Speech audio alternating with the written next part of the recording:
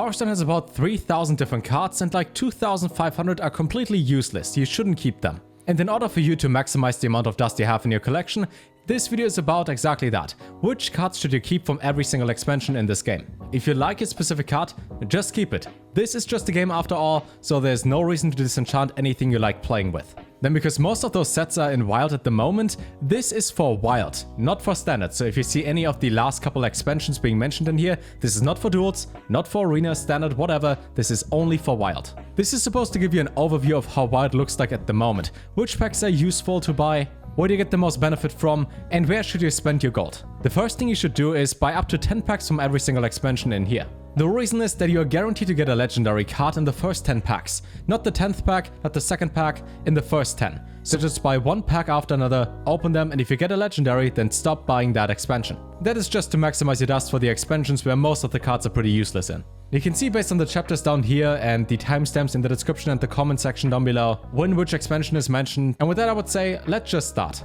We start with Naxxramas and go up to Forged in the Barrens. Keep in mind the Legacy set, where there are like 420 something cards at the moment. So like the old basic set and the expert set, you can't open those cards and packs anymore, which is why they're not going to be in this video. Now starting in Naxxramas we have 6 cards, so if you buy the adventure you get 1 legendary and 5 commons. That is not worth the money. Unless you like playing NPC modes and having a heroic card pack, if you finish that, then there's no point in buying Naxxramas. You only get a single legendary, the other ones are garbage. Mad Scientist is playing every single secret deck, whether it's Mage or Hunter. Naruba Weblot is really annoying in something like Paladin, where you play Call to Arms and summon this for free. Voidcaller is just great in most Warlock decks. And Duplicate is, it's a common, you can play it in Secret Mage. So I wouldn't buy this adventure. In GBG we have like 13 cards I think. In here we have a single legendary that still sees play, which is Mal'Ganis, considering that there are like 20 something legendaries. That means you have a chance of 1 in 20 to get the right one you would like to have. The other ones are really useless. Again, there are like 3 epics in here. Feign Death is great in like Death Rattle Hunter, whether you have like Axe or have like big stuff. Quartermaster sees play in Odd Paladin, and Enhancer can go into something like Darkleer Warlock or even Warlock. Enhancer, by the way, is not needed for anything. It's just like, you could play it technically. There's also Steam Beetle Sniper, which means if you were to play even Hunter, you can target your hero power. So it's basically Dwarven Sharpshooter as an epic for 2 mana. The other cards are more like, maybe you play Max, probably not. Maybe you play Kingspin and buff your hand. Maybe you'll play Shudderwalk and need anti-killbot. I would even say that at the moment, like at this point in time, half the cards that are even in here don't even see play anymore. People don't play Minibot, Target Dummy, Flying Machine, Healbot. People don't play Max anymore. Those cards are still good, just at the moment they don't see play. Probably don't buy this, just craft the cards you need. In Blackrock Mountain, wow, we got 4 cards. We have Emperor Torreson for combo decks, which at the moment people don't even play anymore because you can just either win on turn 5 by playing hyper aggressive, or your combo is in Druid and you play Aviana Kun or Celestial Alignment, so yeah, he doesn't even see play anymore. Flamewaker, broken in Mage at the moment. Gang up if you want to play N'Zoth Rogue, so you can shuffle a bunch of stuff. For that you can just play Lab Recruiter though, instead of that spell. And Resurrect and Big Priest, which I think people even cut at the moment. So you get Flamewaker in here, in other words. Don't buy Blackrock Mountain. In the Grand Tournament, we have a bunch of aggressive cards that see play in aggressive decks. Fist of Jaraxxus is good in Discard Warlock, even though people don't even play that anymore, I think. Garrison Commander makes sense if you play an even deck, so it could be like Even Hunter. I think that's the only even deck actually, so Even Hunter. And you have like a supporting card for like 1 or 2 archetypes in here. As you can tell that almost all the cards in here are commons, this is also not worth buying. The only legendary that I forgot to add is Aviana. If you play Aviana Kun, so you play any form of combo Druid, could be with Celestial Alignment, which is like the newer version of Aviana, or you just play Aviana into Kun, then you do need that card. The other legendary that used to see play was Justica Trueheart, but that was like 3-4 years ago. You just play Baku instead to get the same effect. You could also say that maybe Edis and Fiola, which are 2 Wonder Twins, maybe they could see play, but no. Those are the actual cards that are still used to this day from this expansion. Don't buy this set. In League of Explorers, I always tell people if they want to buy an adventure and want to spend money on the game, because you do have to spend 20 bucks in order to get that. You can't just buy it for gold for I don't know what reason. Buy this set because you get 3 legendaries that are still used in many decks to this day. Having Forgotten Torches, whatever. Everything is awesome, makes sense if you play Murloc Shaman, but Brand sees play in every Reno deck. Reno sees play in every Reno deck, and so Finlay in every single aggressive deck, or if you play something like Grizzled Wizard to change the hero power with the opponent, and then play Finlay to remove their hero power. So if you want to spend 20 bucks, go with League of Explorers. But yeah, the other 30 cards in here, they don't see play, because they're pretty bad. Then in Whispers of the Odd Gods, we have the Odd Gods, which is why you buy this. The other legendaries in this set, there are a couple, they all suck, they're not good.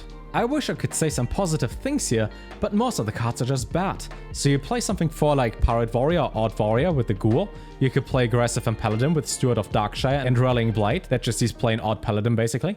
Yasha Rush for Big Priest or any big deck. Could be Shaman, could be Priest. I think it's only those two. N'Zoth just makes sense in something like a Warlock deck, or you just summon the entire board full of stuff, either of Secrets to counter mages, Shadowward Horror if you play Priest. Call of the Wild is not that bad in Hunter, could be like Spiteful Hunter, could be even Hunter. And then you have York because of random, card is not needed though. So yeah, if you want to get the Odd Gods, which by the way, the very first time you open a single pack of Whispers of the Odd Gods, you get Cthulhu for free, so buy at least one pack. You can have a chance in here to get those cards. If they're like 20 legendaries, then you have a 1 in 7 chance to get one of the good cards, or a very high chance to get a card you will never use. Karazhan. None of the legendaries in Karazhan makes sense because they are all pretty bad. Medivh was kind of alright, but not anymore.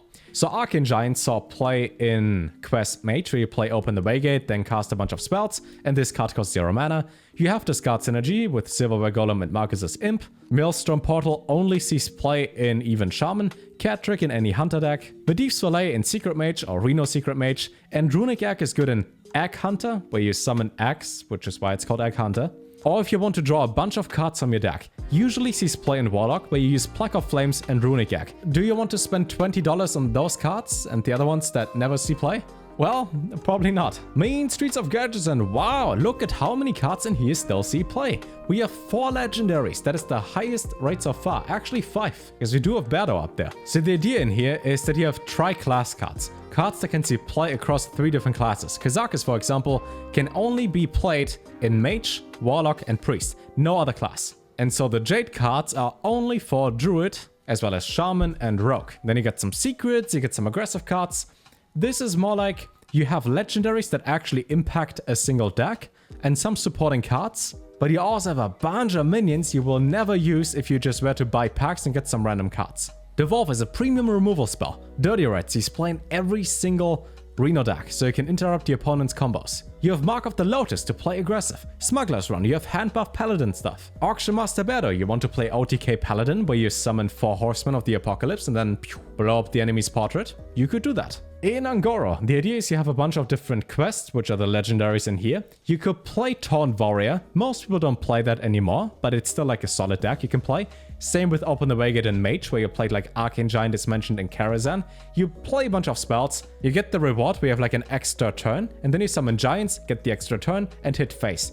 At the moment you just play Flamewaker and win, so that's a lot faster, which is why this doesn't see play anymore.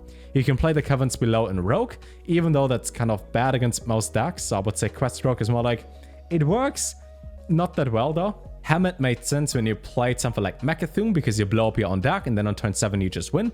And then again, for different archetypes, you just get supporting spells. Meteor on Reno Mage, Lost in the Jungle and Odd Paladin, Spikeridge Steed if you play something like Libram, Shadow Visions, great for Big Priest, actually any Priest deck, just some solid cards.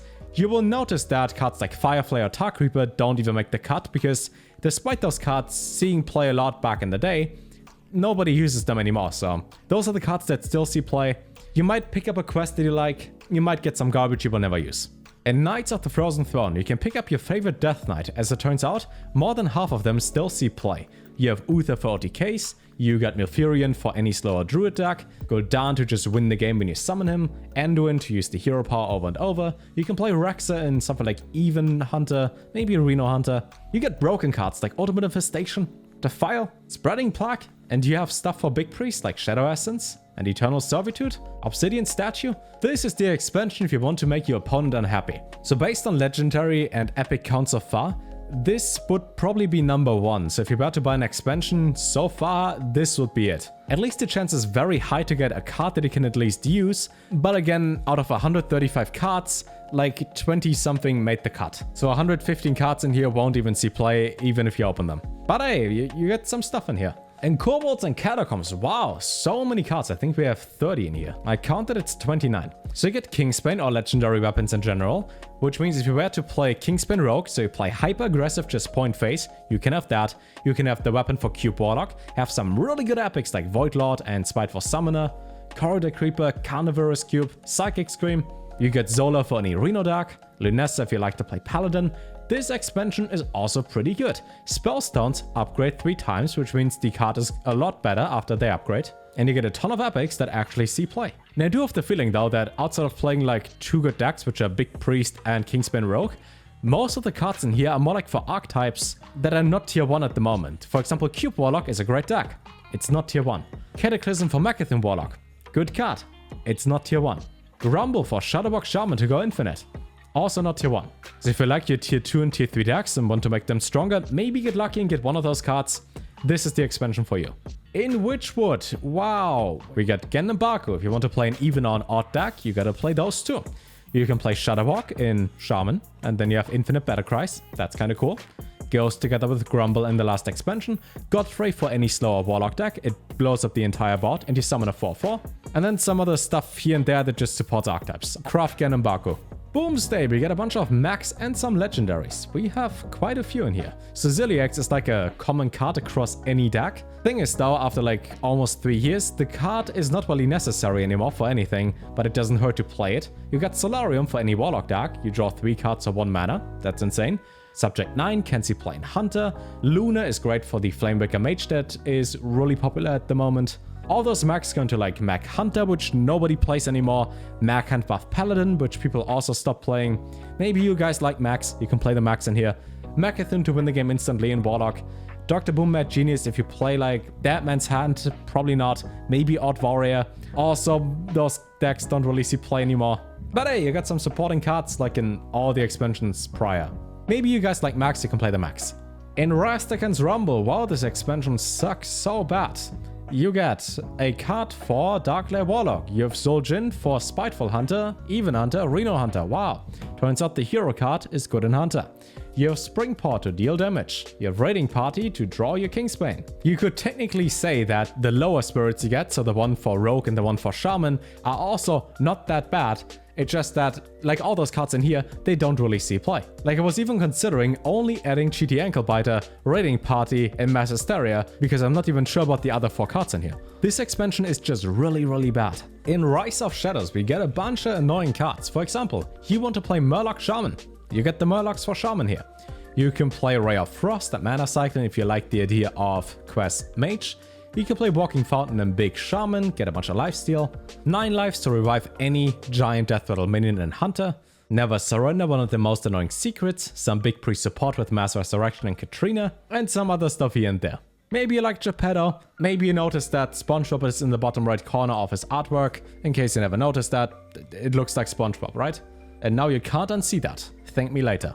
In Uldum, well, we have 30 cards in here. So, in Uldum you have like League of Explorers 2.0. So you have like a new version of Reno, Bran, Finley, all those cards, which means the cards are on here, they're good, besides Finley. You have Zephyrus, broken card. Stuff for Secret Mage, got some plaques, you can survive things. You can get some taunt minions, you can get some lifesteal. I think this expansion is generally good, because at least 30 cards in here see play, so only 105 of the cards you open are going to be useless. But 30 of them are going to see play. At least the plaques are all good. In Descent of Dragons, we get like 20 something.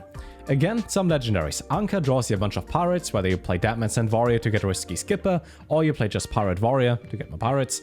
You can play Hunter with Face Stalker, Hero Power, get a secret, that's really good. Dragon Queen Alex can see play in any Reno deck, get a bunch of dragons to your hand. Flick, Kronks, just some staple cards depending on the deck you would like to play. Bad Luck Albatross, bottom right corner, really annoying card. If you play an odd deck and you want to have the enemy's Reno effects, so like Zephyrus and Reno, not being active, play the Albatross. Just some really powerful cards. You can see that expansion after expansion, the cards just became more powerful. And next we go to like the mini adventure of Descent of Dragons, which is Galakronds Awakening. We have 4 cards in here. Don't buy this adventure. I think you still have to spend gold to buy this. Might be wrong. But the only cards that really see play are Risky Skipper, Amazing Reno and Reno Mage, Frenzied Fellwing in Even Hunter, and Shotbot and maybe Mag Hand Buff Paladin. but all those 4 cards are for archetypes that are like tier 3 at the moment that nobody plays. So I would just completely skip Galakronds Awakening. In Ashes of Outland, we have Libram stuff. If you like to play Paladin, whether standard, wild, whatever, play the Librams. They are really good. You have Holy Spells. You get some Discard Warlock synergy with Nightshade Matron as well as Hand of Gul'dan. You have some really annoying cards like Dark Lair, which make it tier 1 deck. The Prime cards, at least a couple of them, are really powerful. I could have also added like Solarium Prime, the mage guy, or Reliquary of Swords, the thing for priest. Just in wild at the moment, none of those prime cards you play besides Kargeth in like Dead Man's Hand Warrior, or Kenrith in aggressive Warlock decks because they have a good effect. The other primes are alright, they don't hurt to play, just in refined tier 1 decks they wouldn't see play in. You get the Lurker below for even Shaman, Vivid Spores and Scorpion Colossus for big decks like Big Shaman, Incantus Flow to be really funny when you play Mage, and you got an Enhanced Dreadlord. Wow, there are 2 demons in 1 card. So Gul'dan resurrects 2 cards for just 1. Going back to Skull and Scholomance Academy, we have dual class cards in here. So the idea from Gadget's End, we have tri-class cards for 3 different classes. You have dual class cards in here, which makes it a little bit better for you when you open packs, because the chance that you get a card that is useful for at least 1 out of 2 classes is higher. I hope that makes sense. So you have Schmumpy, the Flash Giant up there. He's playing Dark Lair Warlock, really broken card. Survival of the Fittest, you want to play Clown Druid. You have Mozaki for OTK Mage, it's like the version for Flamewaker just with Mozaki. Secret Passage, it's the most broken 1-mana spell ever. Pokel to shuffle your deck in the correct order, so you top deck Shadow Reaper Anduin as well as Raza and then just win the game. Barrow to clear the board, Gibbling to be annoying on turn 1. And if you look at the mana cost, you can just tell most things in here cost 1 mana or 0 mana. The less mana a card costs, the better it is. You get like 5-6 legendaries, you should probably buy this one. For the Darkmoon Fair, we have like 31 cards, and in here you obviously have the old gods, for which most of them don't see play. At least in Wild, Cthulhu is terrible. Yasharaj is useless because nobody plays corrupt cards. Nazoth is also bad because you would need to play Menagerie, which is terrible. And York is just a meme, so even for the legendary mentioned up there with York, you can skip that. Ticketus if you want to play like a Reno / but the problem is in Wild you play Void Collar to pull a demon from your hand, or Archwitch Willow to summon a demon from your hand into your deck. You might just pull Ticketus and it has no effect. But hey, the card destroys cards in your opponent's deck, that's a lot of fun, I guess. You have Sage, which is like Eluneth for Secret Mage, just a lot better. Runeling's Rifle for any form of Hunter deck. Lothraxion for Odd Paladin. Maxima for Big Hunter, as well as the Tonk. I'm not the biggest fan of Rostwigs, but I mean you don't fatigue, so that's good. And a bunch of overpowered spells. Oh my god, it's counter spell for 1 mana. Palm Reading, that's like -8 mana in a single card. Blood of Cahoon for Big Priest. This expansion is just power creep on power creep. So yeah, I would also recommend buy this expansion. And lastly, the newest one. Here's the problem. So I make this video before they announced the patch. The patch was supposed to go live, or it's supposed to be announced at least on Twitter on Tuesday. And today is like Tuesday / Wednesday morning. Which is why some of the cards in here are not going to be nerfed yet. So if you watch this at any point in time after the day it was released, those cards in here are probably nerfed, at least a couple of them. So far though, Simura is a really broken card in any form of buff deck, especially hand buff Paladin. Hamsin gives you power overwhelming as well as Solarium for 0 mana back to your hand. Sword of the Fallen is really annoying to play against. Get a bunch of Murlocs. Refreshing Spring Water is literally Pot of Greed, it's 0 mana draw 2. Firemancer Flurgle and Toxfin together clear the entire enemy's board. Celestial Alignment is better than Aviana. Conviction gives you 6 attack for 1 mana, that is Leroy Jenkins. For 1 mana, and you can play 2 of them. Rokara for Pirate Warrior. Kazakis, I don't know, the card sucks, but people think the card is good, which I don't understand. There are a lot of 4-cost cards that you play in wild decks, and if you play Kazakis, you can't play those 4-cost cards. So I guess if you play Quest Rogue or something like that, you can play Kazakis, but the card is so bad. Yeah, overall, just more broken stuff for the good decks. The Maruda down there is for Oaken Summons and Druid, because you get a random 4-drop from your deck. Now you might say, I forgot a couple cards, couple legendaries, epics, I forgot some cards to mention in here. And that is right, because those cards only see play in like niche tier 8 decks. For example, Duel. Duel is a great card. If you play Dual Paladin, you need to play the card, which is why it's called Dual Paladin. Does the deck see play? No. Is the deck like tier 8? Yes. Is that why I didn't mention it? Exactly. So this video represents more like the tier 1 to tier 4 decks at the moment. Hope this helped. My name is Solem. Here are all the legendaries and epics you should maybe keep or disenchant if you're not sure about that. Really detailed videos, and until next time, take care.